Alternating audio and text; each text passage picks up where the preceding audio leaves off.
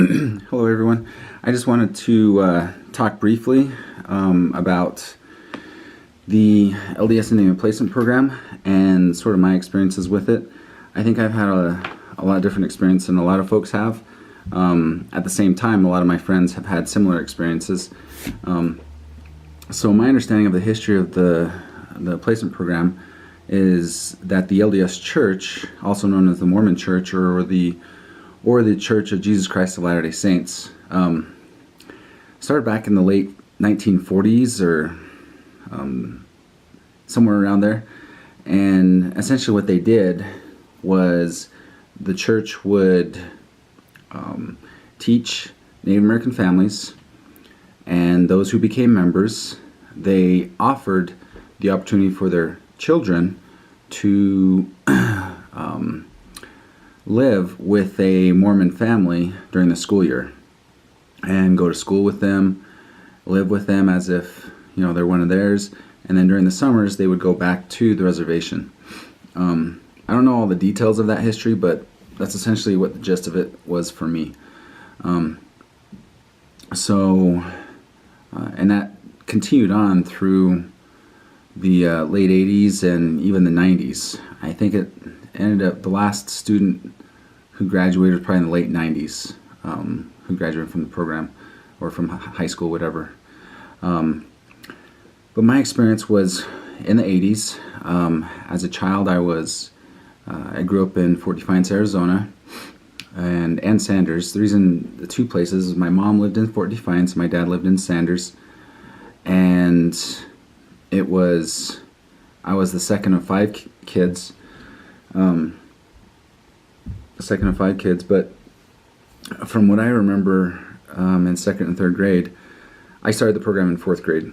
But in second and third grade, I think my older brother was on placement, so I didn't really see him during the school year. And my three younger sisters they were too young to really, for me to really engage with. They were either in daycare, or babysitters, or whatnot. And so essentially I was what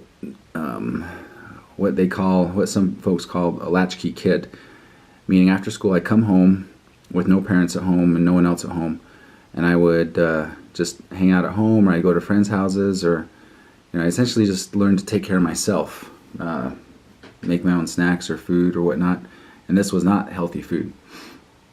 Anyways, my mom was fairly religious, and both my parents were. I stayed mostly with my mom, and with her, we went to all kinds of different churches. The one I mostly remember is like the Baptist church or a non-denominational Christian church. But I also attended Catholic church services. I think probably Protestant and Lutheran, because I remember singing a lot of the Christian songs and learning the scriptures. In fact, the first scripture I remember memorizing was John 3:16. My Sunday school teacher had challenged us to memorize that, and I remember going home determined to memorize that. I don't know if I was like 7 or 8 years old, but I distinctly remember that. Anyway, so I wasn't foreign to religion. But then my parents, they have a history of, they were baptized in the LDS church when they were teenagers. However, they didn't really go frequently. If anything, my dad went probably a little bit more frequently, but that was still rare. So I'd go to also the LDS church. Anyways, the church had sent some missionaries to my parents and asked, since my brother was on the placement program, they asked if they'd be interested in having me go on the placement program as well. And they just felt that it would give me a better opportunity than they're on the reservation. And so then the missionaries started teaching me when I was 8 years old, or I was almost 9, and I had just turned 9 when they baptized me. And I still remember it was August 5th, and the missionaries picked me up. I went to the church building. There was me and 2 other people being baptized, and for one reason or another, none of my parents could make it or whatnot. And I'm kind of getting off track, but I was baptized and didn't even realize I should have packed an extra pair of underwear and a towel, and I didn't have either. So I remember asking the missionary if I could borrow his, and he was like, "Oh, here, yeah, let me." So he used it first, and then he flipped it over to me, and it was just sopping wet. and it was just like smearing water on my skin still. Cracked me up. Anyways, so I went to, was baptized, and then a couple weeks later, I got on a bus that the church would charter, and they took us on up to Utah. I was pretty nervous, pretty scared. I still remember as we were pulling out of the church parking lot there in St. Michael's, I still remember distinctly hearing all these snifflings and, you know, just kids crying. And it was kind of scary. Anyways, as we were driving and traveling, I sat by a couple boys in the far back, and I remember one of them was sharing his lunches and snacks with me, and just the nicest kid. Don't remember what his name was or anything, but I even remember him cleaning my glasses for me. Anyways, when we arrived in Utah, in southern Utah, I think it was in Annabelle, Utah. I was in the southern district.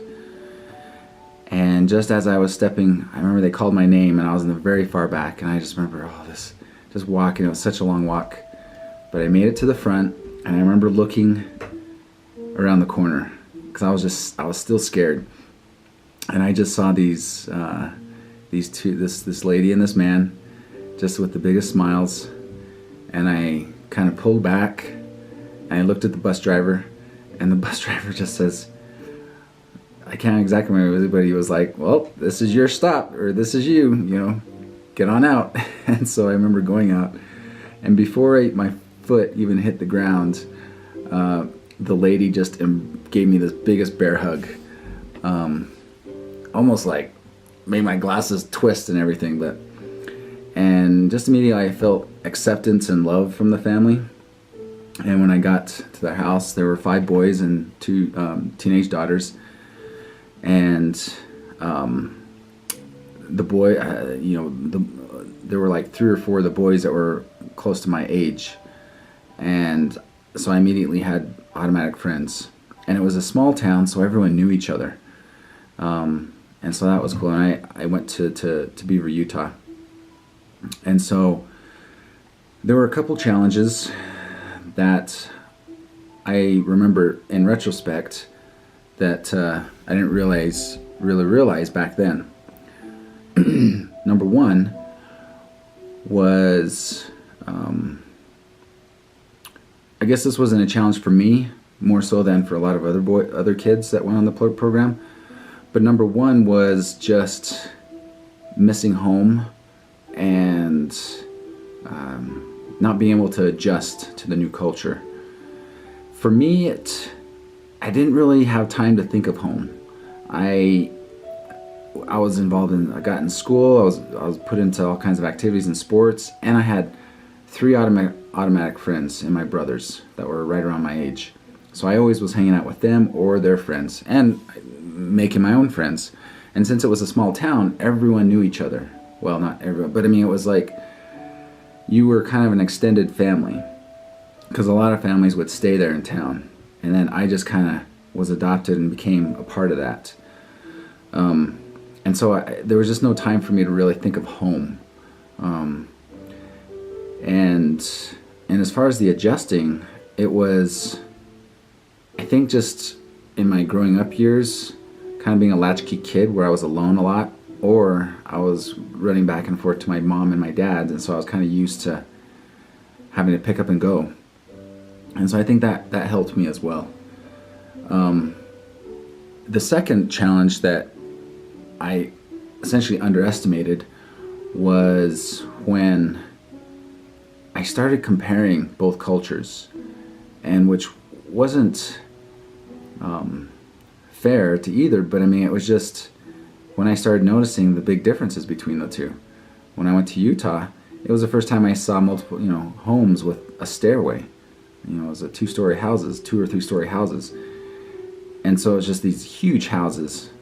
Families, people were so open and friendly, whereas on the reservation, it was a different type of social connection. But it just seemed like, and it was more spread out on the reservation.